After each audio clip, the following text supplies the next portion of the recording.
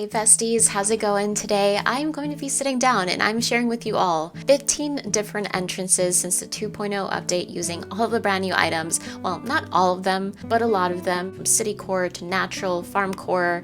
There's so many places to get inspiration from here. I even got one that was like a Fairytale theme, which is so cool. But before we begin, if this is the first time you're seeing my channel, you know what to do. Subscribe and the little bell, because that helps notify you for whenever I post a video like this one or my streams.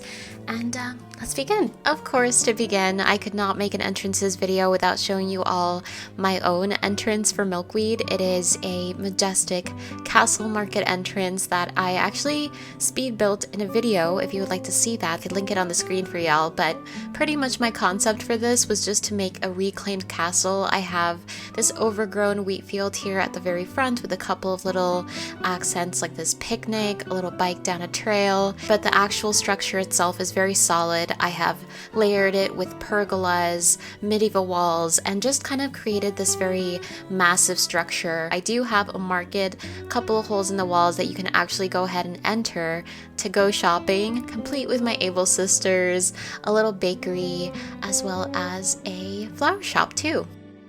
Second island we have is this medieval castle. I just kind of wanted to continue showing you all what you can do with the castle walls, because this is so vastly different from what I have myself. I adore all of the rustic accents within this area, and I love that they have these little tiny nooks and crannies for you to interact within the island. It just feels very lived in and realistic, and it's a nice transition right straight into resident services. Unlike my castle wall build, they actually just made this as a huge mural that is more of like a gate to enter into farmland within their island. What's really cool about this too is that the castle wall itself kind of looks like it's on fire. They have all these tiny little campfires, the bonfire at the very top behind the medieval wall. They have all this layering of trees and these tiny bits of actual garden materials like the saplings, the plants, and also the faucet that just adds a nice dimension of sound as you enter.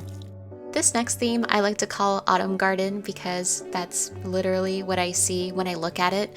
It has all these beautiful autumnal colors melting into one. It feels very overgrown and gardeny, as I said before. There's little plants everywhere. I love the layering of the fencing and all the little accessories and bits and pieces that just kind of create this really interesting theme. To me, it's really cool seeing all of these new budding themes as people are finally getting very creative with all the new items into something that we've never actually seen before.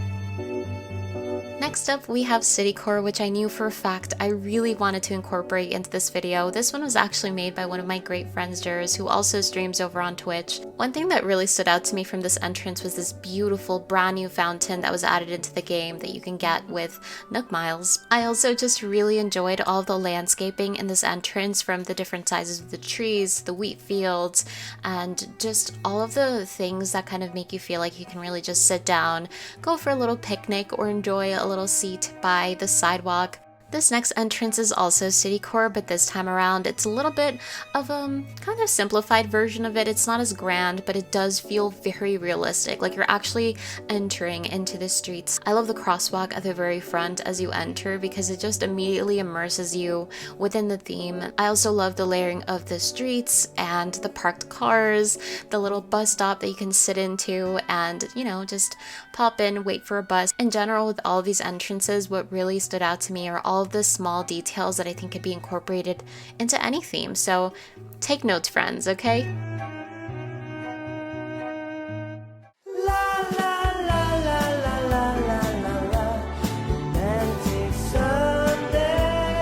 Yes, for all of my K-drama fans, you guessed it, this island is actually inspired by Hometown Cha-Cha-Cha, which is a Netflix K-drama that is honestly so endearing. It's one of my favorites, and I love their take on this entrance. It is absolutely beautiful, but for those of you guys that don't know anything about the K-drama, this is pretty much a seaside town that's very peaceful. It's got all these different elements in it, like the farmland and also the boats, and I am just amazed by how all of these little spaces can create a very cozy feeling. One of my favorite details about this entrance as well is seeing this fish market here that is just absolutely immersive. I just really love this island. It's great. Sticking to the South Korean inspiration, we have this Jeju Seaside island town. Honestly, absolutely magical. I love how all of these colors are very soft and sort of melt into each other, and we do have a couple of layered street paths here, but they have a nice amount of space between them, which creates more of like an immersive feeling as you walk through it. I love these train tracks here, this little train stop that you can sit down in and enjoy right next to some wheat fields, and this house right as you enter it, but it is so peaceful. I love the energy that this island gives off, how sleepy it feels, but also how alive it is at the same time. From the bike racks just behind the little train station to the dropped bags of chips, it's really just cool to see how these spaces come alive with all the new items.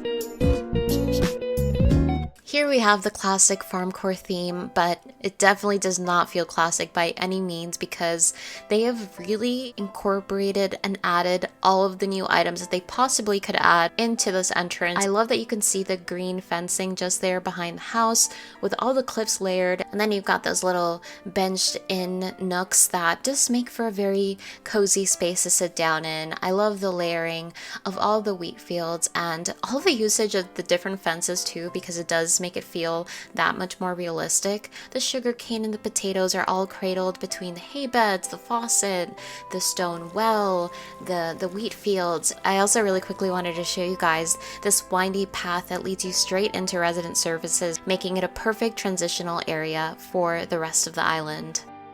Up next, we have Hippie Farm. That's what the creator called it, at least, but I personally am obsessed with how glowy this entrance is. It's also really fun to see a farm within the nighttime because it's not something that we usually see. The storefront windows glow as well, which kind of makes it feel like you're entering into a farmhouse of sorts just at the front of the island. It feels very realistic, and I'm also obsessed with all the codes that they've added here. So they have a little bit of a bridge there at the front with the stone path, and the twinkling lights just make it feel that much more magical as you walk through it.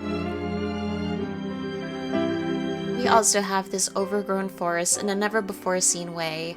I am personally just in awe with the way they've decided to layer the castle walls as you enter, which then creates for a very immersive tunnel as you walk through the entrance with all these cliffs that kind of surround the entire tunnel area, and I just think it's absolutely stunning. It's very natural and feels very overgrown with the wheat fields, and I personally really love the little finishing touch with the star fragment pieces dropped along the path. I believe they might have saved this around 6 in the morning or something, but it really just feels very glowy, especially with all the little star fragments that are sort of dropped everywhere. Makes it very sleepy. It's gonna be so cool to see everybody's take on more overgrown islands because there's just so much we can do with it. We have another overgrown forest, but this time around it is in broad daylight. I have always loved seeing bridges right at the entrance. I think it's honestly one of the most beautiful details, but this time around it's really cool to see right in front of the castle walls because it really just adds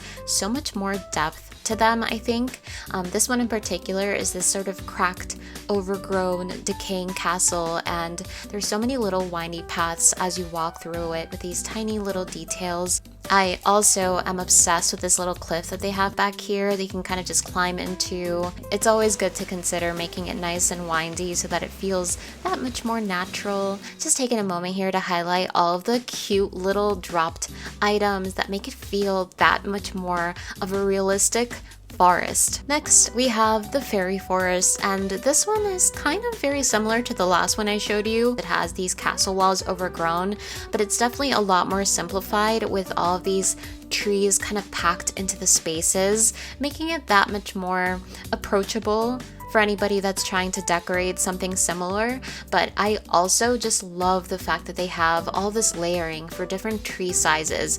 By the way, if you didn't know, to create a stunted tree, all you have to do is plant a little fruit sapling next to any tree that you want to keep in a certain size. Here we're taking a complete 180 turn with this winter wonderland. It is beautiful, you guys. I love how glowy and majestic it is. It's almost like a twinkling diamond, and seeing all these new holiday items pop up is just incredible. I love seeing all the layering in this square here among these castle walls, and it is really nice to see people using all the different colors for the castle walls in different ways. Up next, we have a vintage town port entrance, and as you enter, the first thing you see are these decaying railroad tracks that lead you into these iron bars here at the very end, and also this minecart with a little bucket right by a stream and a waterfall. But as you walk through, we do see a bridge. Again, one of my favorite details to see in entrances. But I love the windy water forming that they've incorporated into this entrance with those little horse carriages just there layered at the back. That's a really sweet detail. I really like that. But then when you get to the other side of the bridge, there's this very vintage, overgrown looking seating area. Just so you guys know, you can definitely check this island out because it is actually nice and ready to visit. And last but certainly not least, we have this stunning Fairytale entrance. Unlike anything I have ever seen in my entire life, it is seriously so cool. I love seeing all of the different layers of landscaping from the topiaries and the vines climbing up the walls. It's absolutely stunning, and it leads right into this very gardeny, overgrown square with these guards just kind of sitting there guarding the beautiful castle that's to be for the rest of the Fairytale island. But going back to the entrance, I was completely in awe with how much there is to unfold here. It's really packed with all of these brand new 2.0 items, and it's very inspiring for somebody who enjoys landscaping a lot. It kind of feels like you're entering into a story from seeing this book dropped here with a treasure map and the sword kind of cutting through the pages. As difficult of a question as this is, I thought I would ask you guys, what's your favorite theme from this entire video? I honestly couldn't even tell you. Maybe this one. Maybe the Jeju one, or even the hometown. I can't decide. It's really hard. But if you're new here, again, don't forget to subscribe and hit the little bell to be notified for whenever I post a new video, as well as a stream. And I guess I will see you on the next one. Bye! Thanks for watching!